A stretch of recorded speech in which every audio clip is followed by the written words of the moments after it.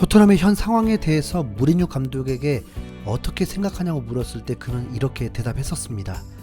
토트넘은 현재 상위권 팀들과 2번씩 맞대결을 했다. 리버풀, 맨시티, 첼시, 이 팀들이죠. 그 말은 강팀을 먼저 상대했기 때문이고 앞으로 상대할 팀들에 따라 성적은 바뀔 수 있다는 거죠. 맨시티에게 참패를 당한 후 그래도 괜찮았던 건 앞으로 15경기가 남았고 앞으로 리그 4경기가 웨스트햄, 번리, 풀럼, 크리스탈 팰리스였습니다. 어때요? 스케일 좋죠? 그래서 이대로 4연승, 승점 12점 쌓으면 순위는 확 바뀌어 있을 거라 기대했습니다. 웨스트햄이 현재 잘 나가고 있었지만 토트넘에게 그동안 적수가 되지 못했으니까요. 이번 시즌 전반기에도 가볍게 3대0으로 앞서다가 긴장 풀리고 동점이 된 거니까 토트넘이 긴박한 상황에서 웨스트햄을 분명 이길 거라고 기대했습니다.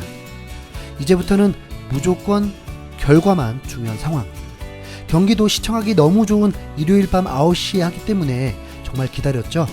그런데 결과는 패배였습니다. 패배하는 순간 저의 이 주업을 버린 채 그냥 아기새우로 갔습니다. 저의 소임을 다하지 못한 점 구독자분들과 시청해주신 분들께 사과의 말씀 전합니다.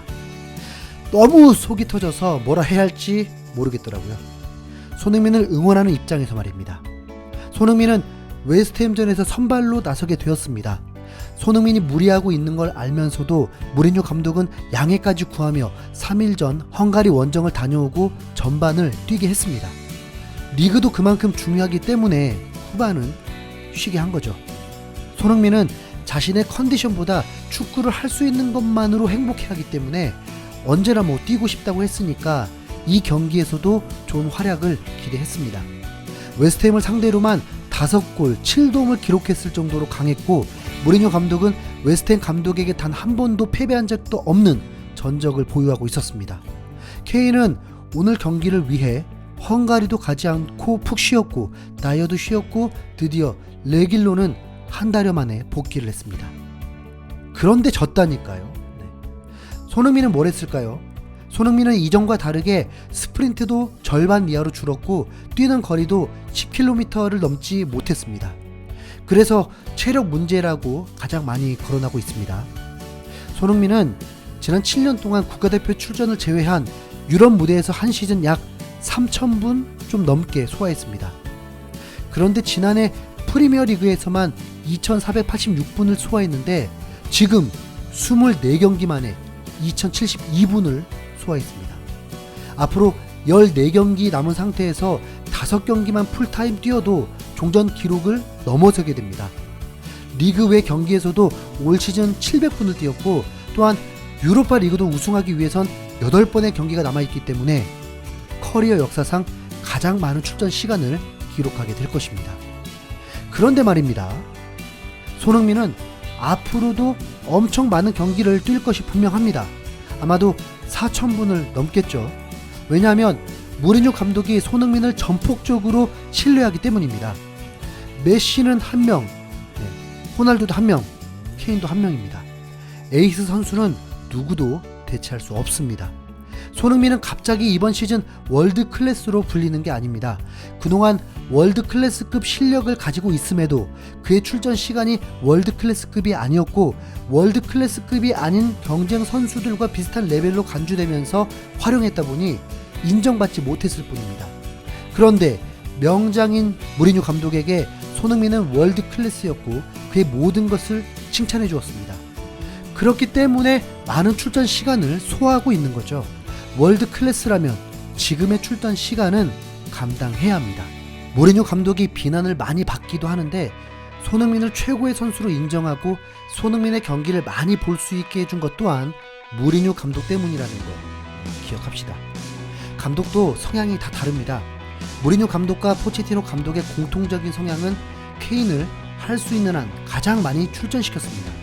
포체티노 감독은 2015-2016 시즌에 케인을 4,000분을 넘게 출전시켰습니다. 그런데 그 다음부터 그렇게 뛰지는 못했습니다. 부상을 달고 살았기 때문이죠. 메시는 평균 4,000분 이상을 소화하고 있습니다. 호날두는 한국 나이 36살에도 지난 시즌 4,000분을 넘게 소화했습니다. 이 말은 팀의 에이스는 그만큼 많이 뛰게 하고 그렇기 때문에 많은 골도 넣고 하는 것이죠. 이들은 A매치를 다 치르면서도 이렇게 활약했었습니다. 손흥민은 이번 시즌 A매치를 치르지도 않았습니다. 전성기 몸 상태인 만큼 지금의 출전은 혹사가 아니라 에이스의 숙명인 것입니다. 물론 한 달 만에 그리고 최근 경기에 무리를 했던 것은 맞습니다. 무리뉴 감독도 인정했습니다. 그래서 45분 뛰었고 당시 45분 뛰었을 상황은 더 힘들고 지칠만한 상황이었습니다. 그런데 손흥민이 그때 지쳐 보이던가요? 원톱으로 케인이 하는 역할을 다 수행하면서 활발히 움직였고 전반에만 3대 0이 되도록 도왔습니다. 오히려 후반전에 손흥민이 빠지고 나니 경기력이 나빠졌습니다. 손흥민은 45분만 뛰고 이틀 쉬고 다시 출전하게 되었습니다. 그런데 이때는 상황이 달라졌습니다. 웨스트햄은 볼프스베르거보다 레벨이 더 높았고 선수 기용 자체가 달라졌습니다. 우선 케인이 출전했습니다. 손흥민이 전체를 책임진다고 했을 때 움직임과 케인이 해결하려는 움직임은 차원이 달랐습니다. 이타적인 손흥민은 팀 승리를 바라며 맞춰가려 했습니다. 케인은 누가 혼자 해결하라고 한 적도 없는데 시청하는 눈엔 욕심으로 느껴지는 건 저뿐인가요? 골대를 맞추고 프리킥을 하면 뭐하나요? 못 넣는데. 케인은 스스로 욕심을 냈습니다. 무리뉴와의 인터뷰에서도 호날두 메시처럼 되고 싶다고 했었죠. 그는 기록에도 욕심이 있는 선수였습니다. 페널티킥 전담과 프리킥 그리고 스트라이커라면 지금 득점왕과 3골 차이밖에 나지 않기 때문에 언제든 득점왕도 가능합니다. 이번 시즌 초반 케인이 그랬었나요? 골이 적었습니다. 매우 이타적이었습니다. 그럴수록 팀도 성적이 좋았습니다. 웨스트햄 경기에서 손흥민의 찔러주는 패스도 볼 컨트롤을 한 후에 패스를 했는데 만약 어시스트를 해야겠다는 마음을 먹었다면 바로 찔러줬으면 진짜 100%였습니다. 그런데 컨트롤 했다는 건 자신의 슈팅도 고려한 것이고 결국 한 박자 밀리자 손흥민에게 준 패스는 약했습니다.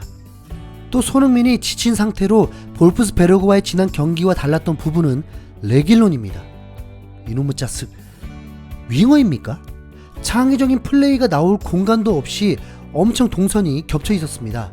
한 달 만에 나온 선수가 경기 적응도 쉽지 않은데 BBC 라이브 코멘터리에 따르면 레길론은 전반전 내내 토트넘 선수들 중 가장 전진해 있었고 평균 위치가 최전방의 해리케인, 손흥민, 모우라보다도 앞쪽에 있었습니다. 그렇다고 웨스트햄 수비가 레길론을 더 마크하는 게 아니라 손흥민에게 두세 명을 따라 붙게 했습니다. 축구는 공간이 있어야 플레이도 수월해지는 것입니다. 가속도도 붙고 리듬이라는 게 있잖아요. 그런데 그렇게 비좁게만 있는 상태에서 뚫을 테면 뚫어봐, 창의적인 패스해봐, 그럼 나오나요? 손흥민 장점이 다 사라져버린 경기였습니다. 경기 중에 경기 스타일이 갑자기 바뀌어버리니 어떻게 적응합니까? 리버풀 맨시티 같은 패싱력은 전혀 없었습니다. 왼쪽에서 말이죠. 거기다 당연히 시간이 지날수록 손흥민은 체력이 떨어질 수밖에 없죠. 후반전이 돼서야 이번 경기 가장 좋은 활약을 펼친 베일만 손흥민에게 패스를 하려는 모습이었고 레길론이 빠지니까 좀 더 볼을 소유하게 되었습니다.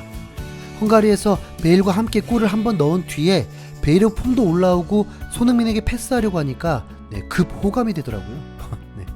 마지막 92분 50초 손흥민 조네스의 회심의 슈팅은 정말 아쉬움이 남긴 하네요. 이번 웨스트햄전 어쩌면 손흥민 때문에 패배했다고 해도 됩니다. 손흥민이 활약을 하면 팀도 승리하니까요. 그런데 손흥민이 활약을 못한 것이 손흥민 때문은 아니라는 것. 손흥민이 강조하듯 팀이 가장 중요하다고 합니다. 그러니까 이타적이잖아요. 그럼 팀은 무엇을 해야 할까요? 손흥민이 플레이하기 가장 좋은 방법을 돕는 것입니다. 그럼 토트넘 연승 가능합니다. 지금 현재 분위기 다운될 여유조차 없습니다.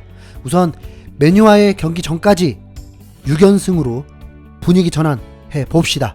손흥민 파이팅!